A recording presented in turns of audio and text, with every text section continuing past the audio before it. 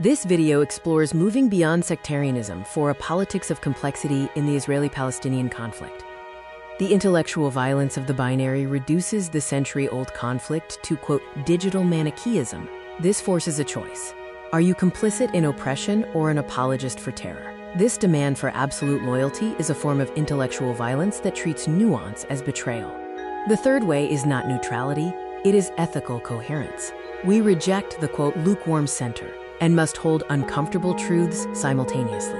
Critiquing Netanyahu is not anti-Semitism, and repudiating Hamas is not betraying Palestine. Genuine moral condemnation cannot be selective. Distinguishing between defining anti-Semitism and legitimate criticism is crucial. Legitimate criticism includes questioning Netanyahu's decisions and challenging the legality of settlements. Anti-Semitism involves applying double standards, denying Israel's right to exist, or using tropes of global conspiracy. Weaponizing, quote, anti-Semitism as a shield against political critique devalues the term and obscures the lethal reality of actual Jew hatred. Hamas is not Palestine.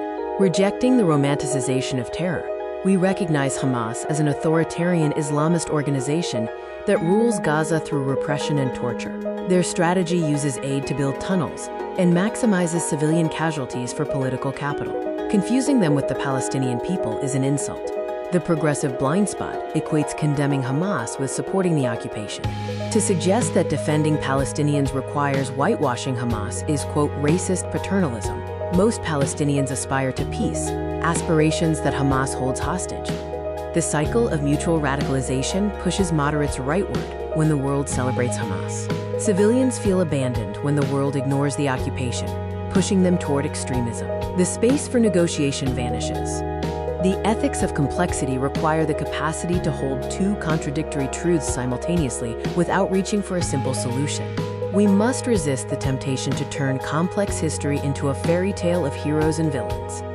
We must hold several truths simultaneously: the Jewish historical connection to the land, the Palestinian right to self-determination, and Israel's right to security. This includes recognizing that occupation is oppression, not defense, and condemning Hamas while holding Israel to international law. What we must demand includes condemning war crimes without denying Israel's right to exist. We must repudiate Hamas's use of human shields without using it to justify killing those shields. We must recognize valid trauma and historical narratives on both sides.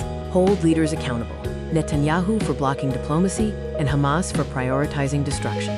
This complex position is not viral, not popular, but vital. It offers no tribal comfort and does not allow for one-way indignation. It is the only path to a just peace. Any durable solution requires recognizing the full humanity of the other and renouncing impossible maximalist goals. In times of polarization, refusing to join a tribe is an act of rebellion. Resist the demand to betray your principles for loyalty. We pledge to judge actions, not identities. Justice cannot be selective.